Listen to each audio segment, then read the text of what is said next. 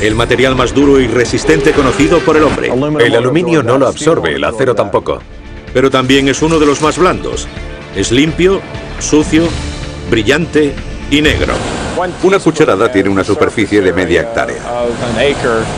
Purifica el aire y el agua. Da energía al mundo y altera su clima. Es el material de las estrellas. Es un elemento casi mágico. Somos usted y yo. A continuación, la historia jamás contada del carbón en Maravillas Modernas.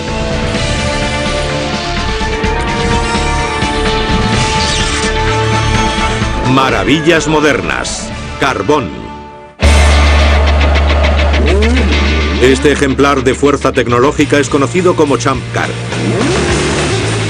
El coche número 29 compite en todo el mundo en carreras que atraen hasta 300.000 seguidores. Lo crean o no, sus impresionantes prestaciones se deben al carbono. Son coches de carreras similares a los de la Fórmula 1. Con su configuración aerodinámica y su potencia alcanzan los 362 km por hora. Generan una fuerza de succión de 1.500 kilogramos que les permitiría desplazarse boca abajo pegados al techo. Estos automóviles pasan de 0 a 100 en 2,56 segundos. Y de vuelta a cero en el mismo tiempo. Así que pueden pasar de 0 a 100 y de nuevo a 0 en unos 5 segundos. Para alcanzar velocidades de 362 km/h y tomar curvas cerradas a 265, necesita un motor de 750 caballos de potencia, neumáticos de alto rendimiento, un equipo obsesivo y un buen piloto. Pero es la carrocería lo que nos interesa. Está hecha de un material súper fuerte y ligero que ha revolucionado el mundo del automovilismo: la fibra de carbono. La fibra de carbono es una de las últimas encarnaciones de ese elemento tan sencillo, el carbono, que conforma la estructura de todos los seres vivos y ayuda a las máquinas a correr más rápido. La carrocería monocasco, los alerones traseros y delanteros, los paneles, el arnés de seguridad e incluso ciertos componentes del motor están hechos de un material de aspecto más bien frágil. No sé si se aprecia, pero casi todo está hecho de carbono. Hay poco de lo que vemos aquí que no esté hecho de ese material. ¿Por qué todos los coches de Fórmula 1, IndyCar y Champ Car están hechos de fibra de carbono? Es 10 veces más resistente que el acero y 3 veces más ligero en la mayoría de los casos. Esta es la cubierta del motor de un coche de carreras. Como se puede ver, es muy ligera y eso se debe al carbono. Cuando la victoria puede depender de una fracción de segundo, cada kilo cuenta. Y lo único más importante que la velocidad es la seguridad. Se utiliza fibra de carbono por su fuerza. El monocasco de fibra de carbono es muy seguro. Y gracias a él, los pilotos se libran de accidentes muy desagradables. La piloto Katherine Legge conoció el valor de la fibra de carbono de primera mano. Durante el Campeonato Mundial de Champ Car de 2006, su vehículo se estrelló contra un muro a 290 km/h. Aunque el coche quedó hecho añicos, Legge resultó ilesa. La fibra de carbono salvó su vida. No hay forma de que un cuerpo humano sobreviva a estos accidentes a más de 320 km/h si el coche no absorbe gran parte de la energía del impacto. El aluminio no lo absorbe, el acero tampoco. A diferencia del metal que se arruga alrededor del conductor en el momento del choque, la fibra de carbono se rompe. Es una buena forma de absorber la energía sin transferirla al conductor. Estos coches están diseñados para romperse. Y cuando se rompe alguna parte se lleva la energía con ella, en vez de transferirla al piloto, que de otro modo acabaría resultando herido. La fabricación de la fibra de carbono es tan compleja como secreta. Pero la Soltec Corporation nos ha abierto las puertas de su fábrica en Abilene, Texas, para que veamos cómo funciona. Uno de los materiales más resistentes del mundo comienza siendo un tejido sintético derivado del petróleo, parecido al nylon y el poliéster. Estamos en la fase inicial del proceso de oxidación, que estabiliza el material llamado poliacrilonitrilo, o PAN para abreviar.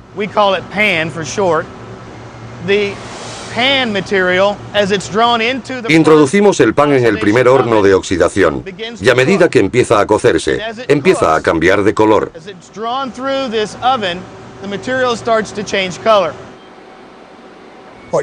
Lo que estamos haciendo es eliminar gran parte del resto de componentes, y cuanto más carbono queda, más oscuro se vuelve el material. La cocción lenta permite al oxígeno del aire unirse a los átomos de carbono, que pasan a formar una cadena en forma de escalera mucho más resistente. Del proceso de estabilización se obtiene un material muy fuerte con un 68% de carbono llamado pirona. En esta etapa, el material se utiliza para crear el freno de un avión. Aunque el compuesto de pirona tenga resistencia suficiente para detener un avión, convertirlo en una fibra con un 100% de carbono requiere mucho más calor. Este es uno de los hornos de alta temperatura que completa la carbonización de la fibra. Tenemos un total de 5. Y en su interior se extraen los restos de hidrógeno y nitrógeno para conseguir la fibra de carbono. Es la parte más crítica del proceso, porque la temperatura que apliquemos define exactamente el módulo o la rigidez de la fibra y el límite de elasticidad. Por ello es muy importante mantener un control preciso del horno en esta fase del proceso. La fibra es calentada en ausencia de oxígeno para que no arda. En vez de ello, el calor extremo obliga a los átomos a vibrar hasta que los elementos ajenos se desprenden. Lo que queda son cadenas cristalinas de átomos de carbono. El proceso consigue fusionar los átomos de carbono de una forma muy resistente que requiere gran cantidad de energía para romperse.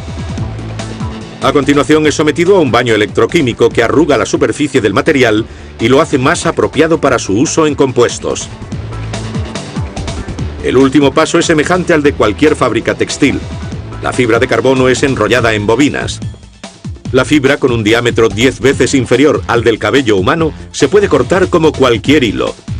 Pero cuando se trenzan 50.000 fibras, empieza a mostrar su fuerza. Pero ¿cómo pasa la fibra de carbono de esto a esto? Primero se confecciona un tejido para otorgarle fuerza multidireccional. A continuación, el tejido se coloca sobre un molde del vehículo. Se le aplica resina y se calienta en un autoclave. El autoclave calienta el tejido de carbono hasta convertirlo en un duro armazón con la forma del molde. Para simplificarlo, empieza siendo un trozo de rayón como el de cualquier camisa. Y tras pasar por el horno acaba convirtiéndose en algo que puede resistir un impacto a 320 km/h y el piloto sale por su pie.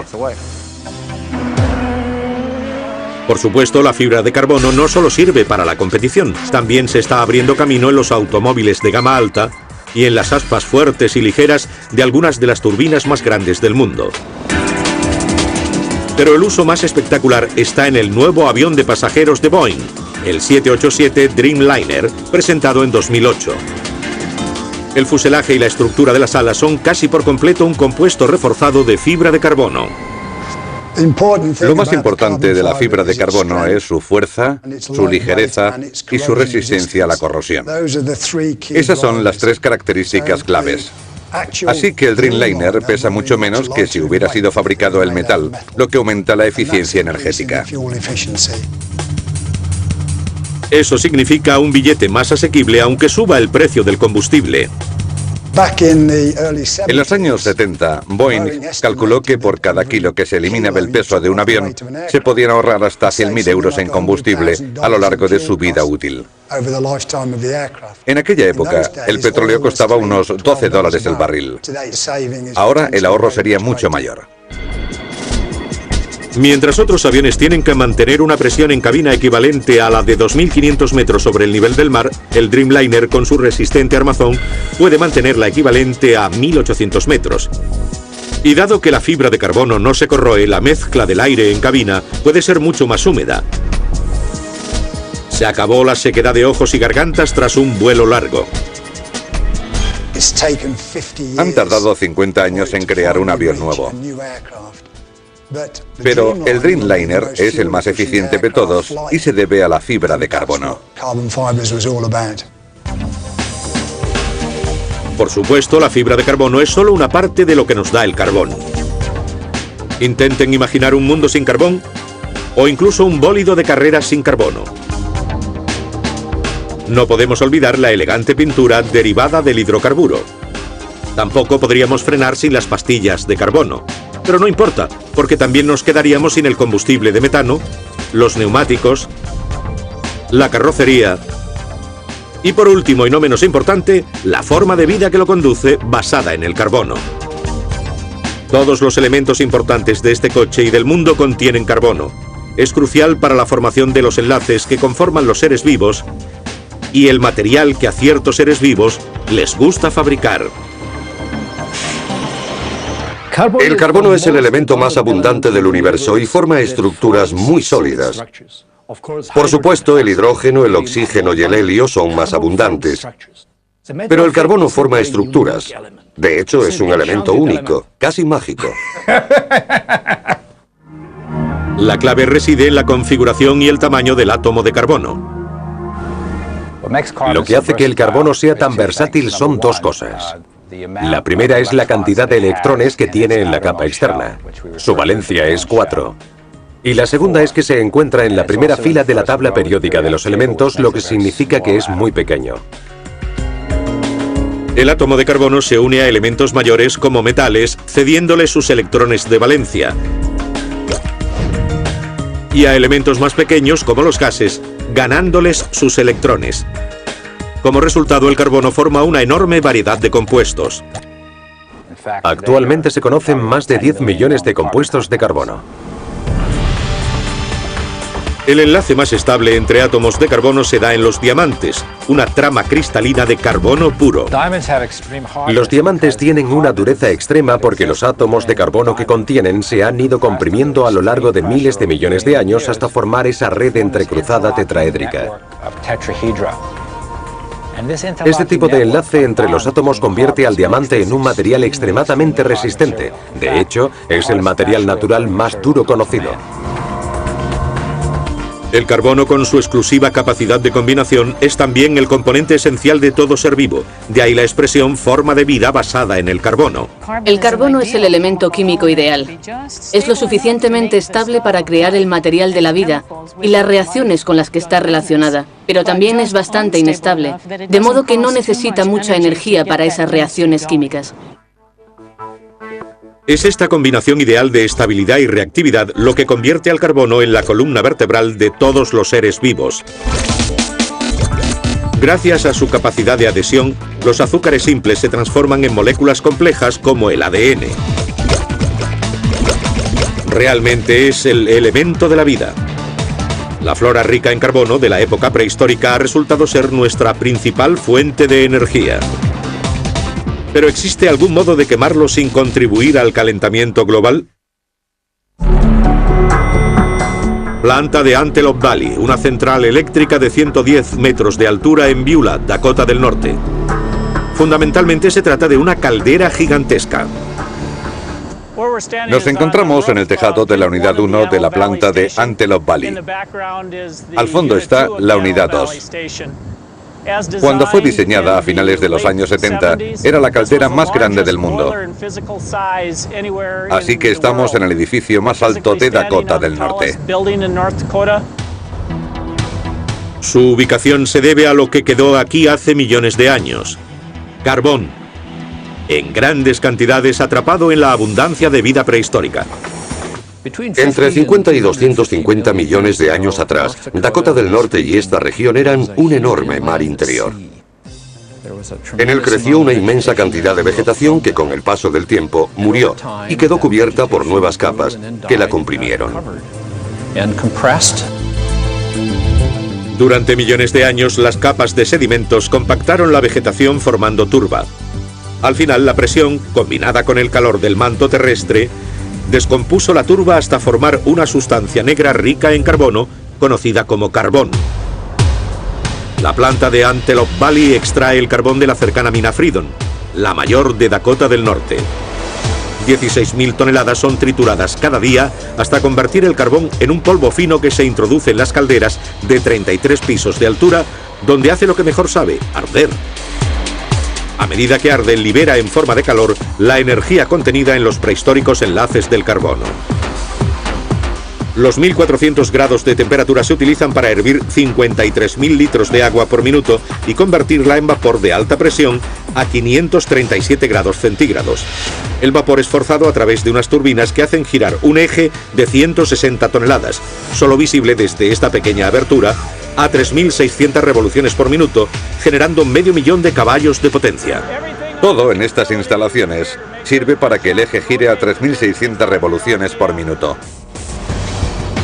La energía eléctrica generada por las dos turbinas de la central es suficiente para abastecer a 360.000 casas. Para ser Estados Unidos un país considerado adicto al petróleo, su infraestructura energética está basada en el carbón.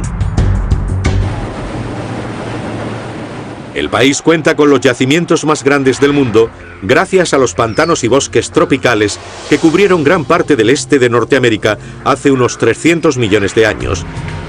Y al vasto mar interior que ocupaba lo que ahora son las grandes llanuras hace 100 millones de años. Hay una inmensa cantidad de combustible disponible para cientos de años. La mitad de la energía eléctrica del país se produce a partir del carbón, por lo que es muy importante en ese aspecto. En China el 82% de la electricidad procede de la combustión de carbón. En la India el 70%. El carbón promovió la revolución industrial. Los grandes yacimientos de Inglaterra y Estados Unidos impulsaron la era del vapor, locomotoras, barcos de vapor y fábricas. Los productores de acero aprendieron a convertir el carbón en un combustible de combustión limpia llamado coque, que genera la inmensa cantidad de calor y de átomos de carbono necesaria para convertir el hierro en acero. Pero nuestro planeta ha pagado un alto precio por 1 siglo y medio de su utilización. El carbón genera más contaminación por unidad de energía que cualquier otro combustible. Sus partículas más peligrosas incluyen mercurio, arsénico y dióxido de azufre. Y como el más rico en carbono de los combustibles fósiles, el carbón es el principal emisor de un gas de efecto invernadero, el dióxido de carbono, produciendo 1/3 del total de emisiones. Cuando quemamos algo, lo estamos combinando con oxígeno. Así que, cuando quemamos un material compuesto de carbono, lo estamos mezclando rápidamente con oxígeno. Así pues, obtenemos carbono y oxígeno juntos. Reducir las emisiones de CO2 producidas por el carbón puede ser una tarea enorme, pero no imposible. Junto a la central eléctrica de Antelope Valley se encuentra la planta de combustible sintético Great Plains, que utiliza una técnica innovadora conocida como gasificación del carbón. La gasificación del carbón es un proceso único. No existe otra planta como esta en todo Estados Unidos.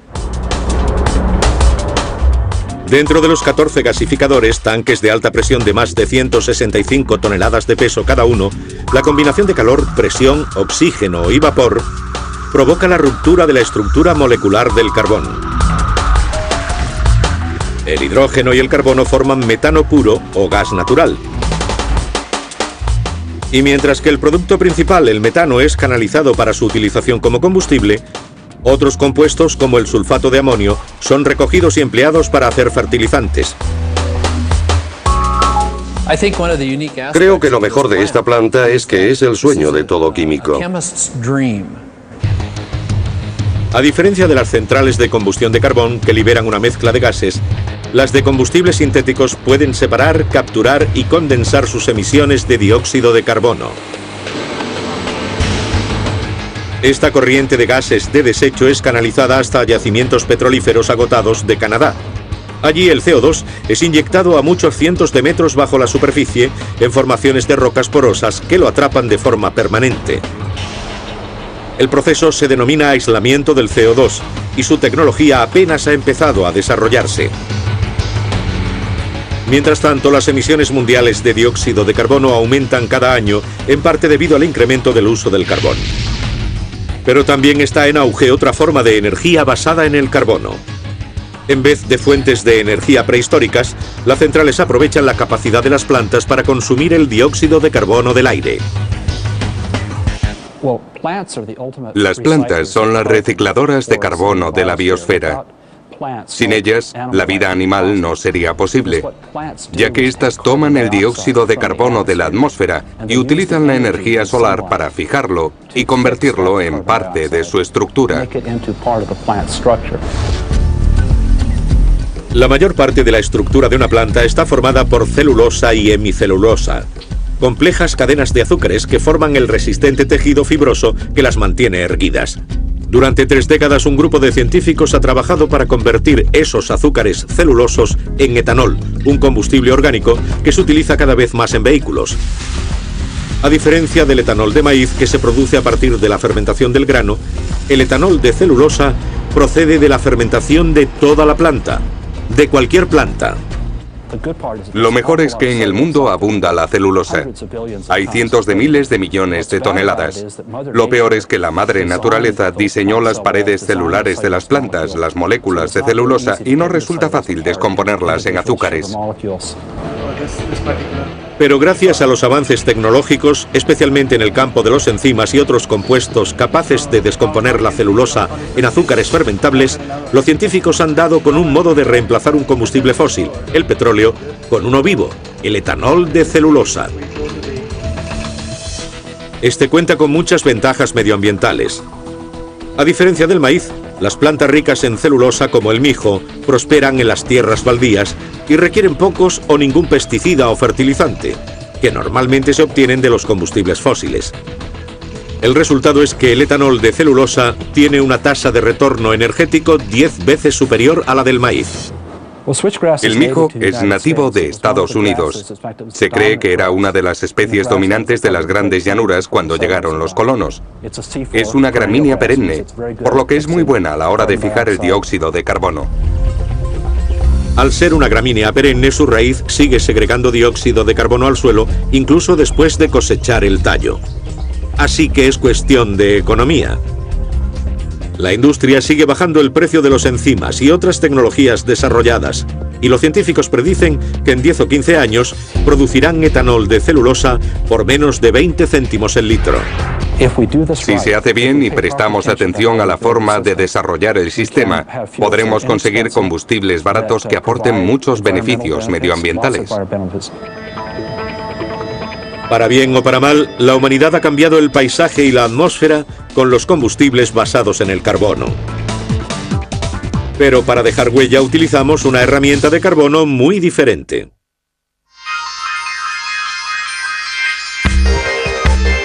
Tomemos los átomos de carbono puro del diamante. Cambiemos su rígida estructura de malla en una pila de láminas sueltas y habremos transformado uno de los materiales más duros del mundo en uno de los minerales más blandos del planeta, el grafito. Aquí tenemos grafito en su forma sólida. Como podemos ver, la superficie es muy plana y representa lo que sería la lámina superior, por así decirlo, de la capa de grafito. Y todas las capas que están debajo apenas están sujetas entre sí por esa fuerza intermolecular que se rompe fácilmente y permite el deslizamiento de las láminas. Cualquiera que haya utilizado grafito para abrir una cerradura atascada sabe que la estructura resbaladiza del mineral lo convierte en un buen lubricante industrial. Y mucho más, ya que puede soportar temperaturas muy elevadas. La industria del acero lo utiliza para lubricar estas puertas que tienen que abrirse y cerrarse continuamente. Lo utilizan en calderas y crisoles, en los frenos y los cojinetes. En la parte inferior de la lanzadera espacial, esas losetas que aíslan a la nave del calor durante las reentradas también están hechas de un producto de grafito. Pero el grafito se ha hecho famoso por su capacidad para dejar huella. En la fábrica de lápices General Pencil de Nueva Jersey, un grupo de fabricantes convierten el polvo de grafito y los bloques de madera de cedro en el instrumento de escritura más fiable del mundo. Seguimos siendo la fábrica de lápices más antiguas de Estados Unidos. La empresa es familiar y la sigue llevando la familia fundadora. Llevamos ya 100 años en este edificio.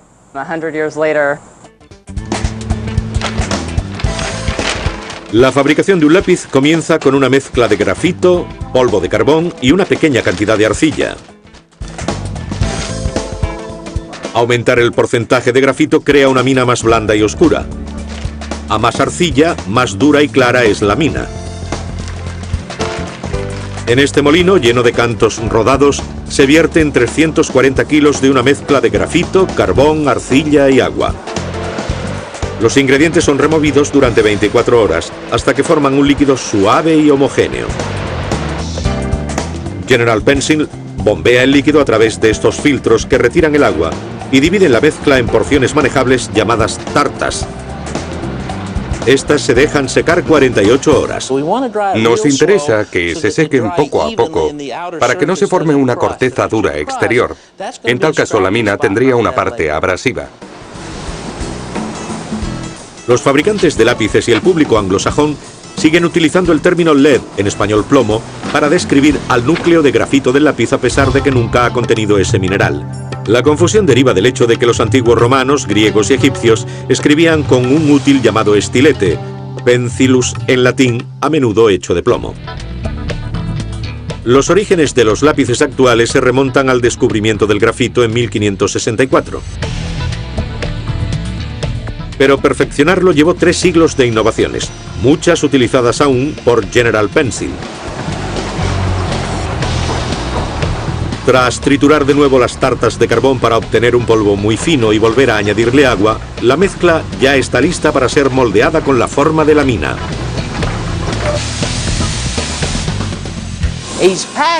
Está prensando el material para extraer todo el aire de la mezcla.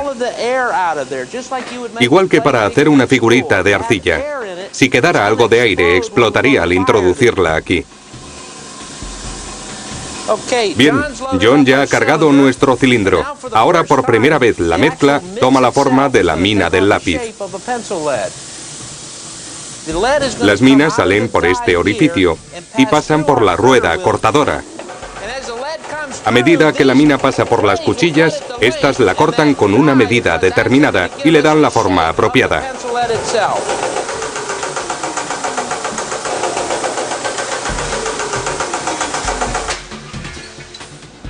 Una vez que se enfrían, las sacamos para que se sequen y las colocamos en unos recipientes que introducimos en un horno. Sobre el recipiente vertemos grafito en polvo para asegurarnos de que no quede bajo las minas oxígeno que pueda quemarlas. Mientras el horno endurece las minas a 980 grados, en la zona de carpintería, el armazón de los lápices empieza a tomar forma. En primer lugar, una sierra hace 8 surcos en cada trozo de cedro.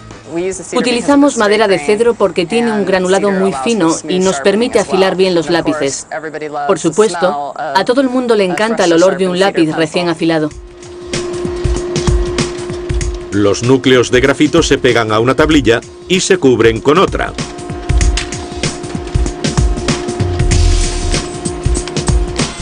Una vez secas, las tablillas son cortadas en forma de lápices redondos o hexagonales.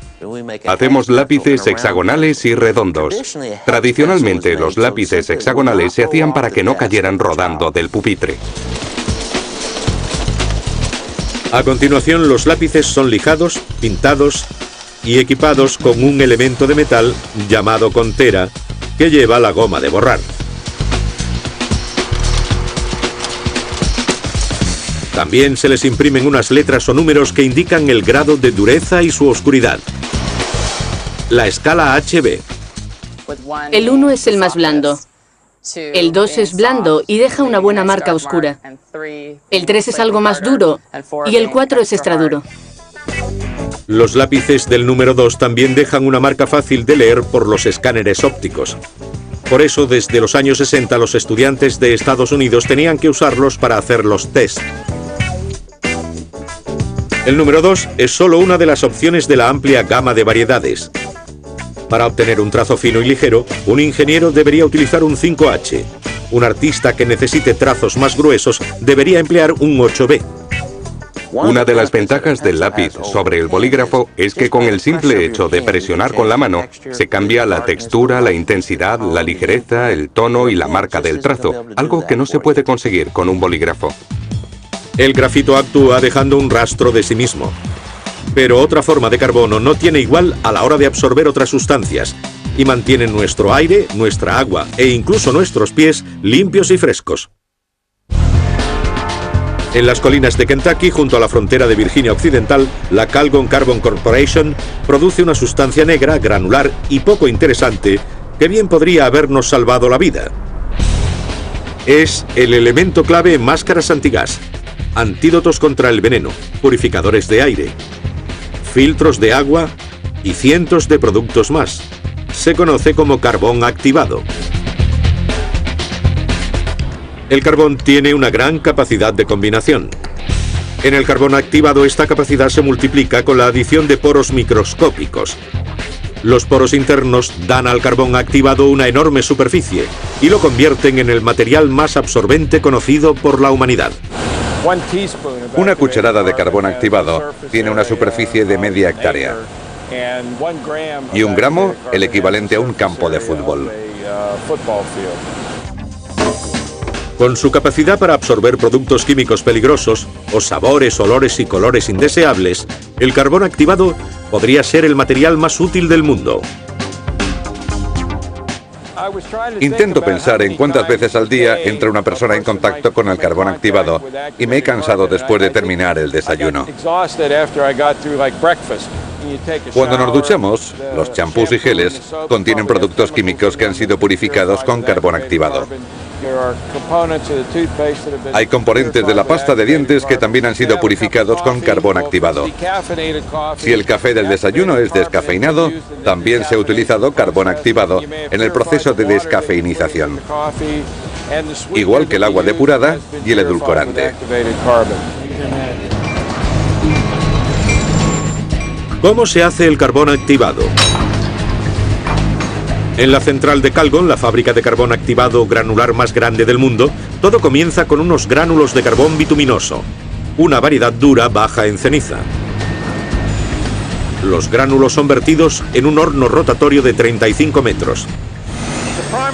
El propósito principal del horno es calentar las partículas de carbón de un modo estrictamente controlado, de forma que se desprenda toda la materia volátil que pueda tener adherida.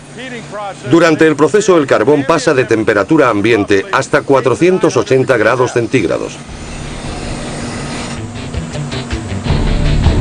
El horneado produce un carbón puro que se introduce en la torre activadora. La torre de 27 metros es una especie de horno bastante complejo. Unos chorros de vapor y oxígeno alimentan una llama viva.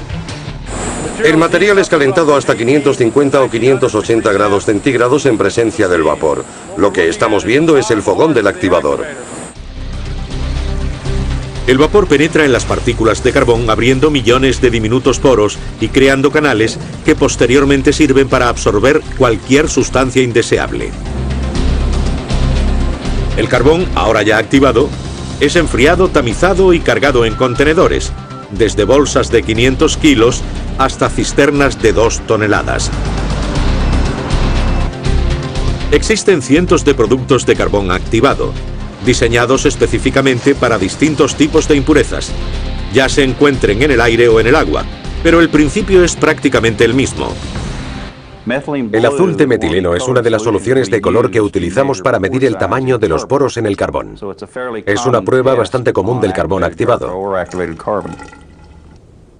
Como vemos, el nivel de carbón llega hasta aquí, y el azul de metileno queda por encima. Vamos a dejar pasar la solución a través del carbón que va absorbiendo las moléculas de color que hay en el agua. La capacidad del carbón activado para eliminar colores lo hace indispensable para los fabricantes de comida y bebida que lo utilizan para hacer cerveza clara y azúcar blanca. Pero la función principal del carbón activado es absorber productos químicos peligrosos del agua a su paso por la planta de tratamiento. A medida que el agua atraviesa una capa de gránulos de carbón activado, este absorbe las moléculas orgánicas, ya sea causantes de mal sabor, olor e incluso las dañinas para el ser humano, como pesticidas o herbicidas. Como el carbón activado no mata a los microorganismos, las depuradoras utilizan cloro para suministrar agua potable. La tecnología de filtros de carbón activado ha llegado al ámbito doméstico, donde se utilizan para eliminar cualquier impureza o sabor a cloro. Por supuesto, es importante tener aire limpio y agua pura, pero ¿qué puede hacer el carbón activado por el olor de los pies? Debemos agradecer el trabajo del Dr. Herbert Lapidus, inventor del devoraolores, el primer producto en eliminar el olor provocado por las bacterias que prosperan en el medio sudoroso y confinado de los zapatos. Los zapatos son un medio magnífico para la proliferación de las bacterias. Lo que es peor, están atrapadas ahí dentro, sin poder salir. Para absorber las bacterias, el proceso de Lapidus se basa en el carbón activado derivado de una fuente inesperada. Utilizamos el carbón derivado de cáscaras del coco. Es de gran calidad y mucho más caro. Pero me interesa en pequeñas cantidades, así que busqué el mejor. La NASA consiguió extraer de las cáscaras de coco el carbón activado de mayor calidad del mundo, que se utiliza para limpiar el aire en las naves espaciales. Pero la innovación de los devoraolores es el sistema de aplicación. No hay que coger el carbón y rociarlo en el interior del zapato.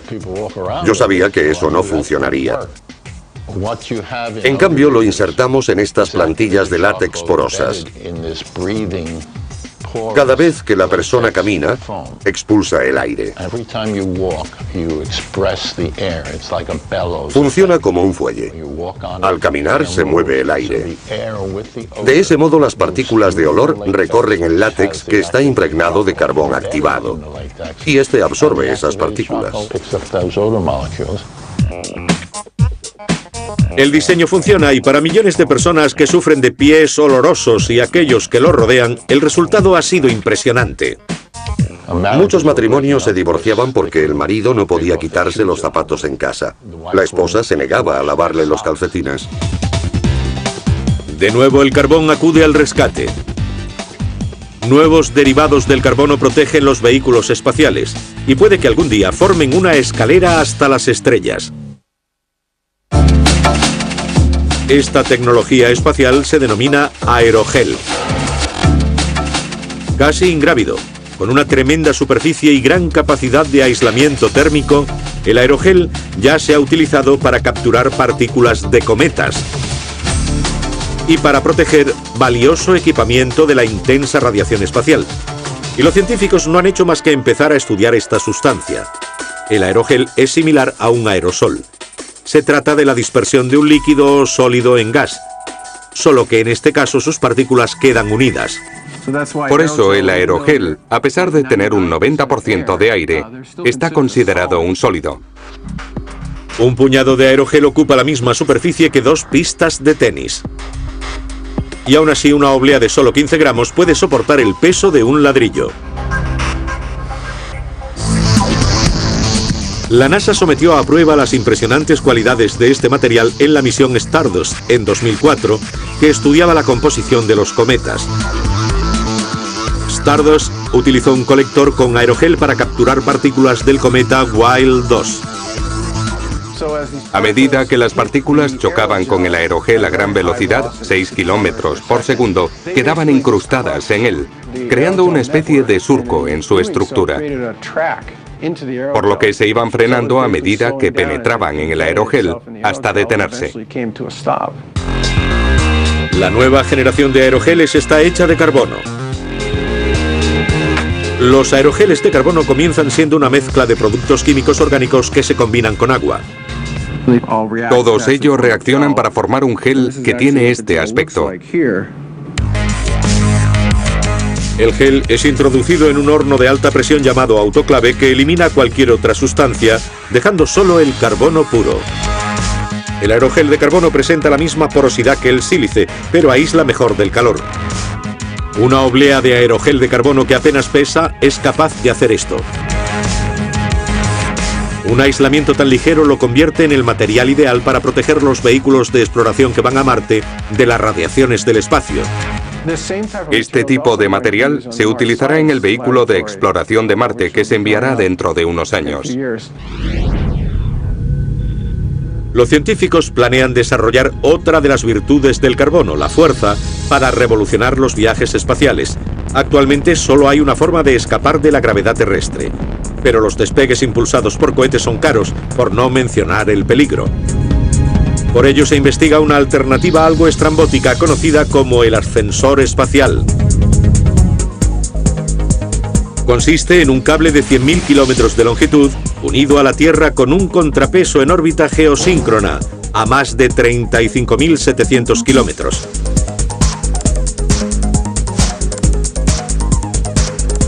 La fuerza centrípeta ejercida por el anclaje contra la velocidad orbital del contrapeso permitiría mantener una tensión suficiente en el cable para la subida de cargamento al espacio.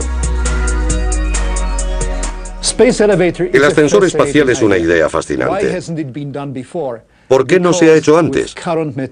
Porque con los materiales actuales el peso del cable provocaría su caída a la Tierra. Pero existe un material que podría funcionar, los nanotubos de carbono. Los nanotubos de carbono tienen una combinación de propiedades única. Son duros, son resistentes, 10 veces más que el acero y 6 veces más ligeros. Los nanotubos de carbono son partículas de grafito nanométricas cuya estructura ha sido reforzada radicalmente. Si esto representa una capa de grafito, esto es un nanotubo de carbono. Las partículas están dispuestas en capas microscópicas, formando estructuras a gran escala. De repente, la idea de un ascensor espacial no es tan estrafalaria. Al ser los nanotubos 100 veces más fuertes que el acero y 6 veces más ligeros, parece una idea factible, y la NASA ya la está estudiando.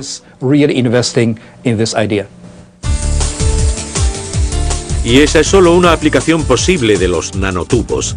En los próximos años podrían prolongar la vida de las baterías de los aparatos electrónicos, hacer las veces de semiconductores a escala molecular en ordenadores más potentes y transformarse en un material biocompatible y súper resistente que sirva para reemplazar las articulaciones de las formas de vida basadas en el carbono. El carbono es el elemento que podría y puede formar las cosas más ligeras, resistentes, duras, blandas, absorbentes, útiles, peligrosas e interesantes del planeta.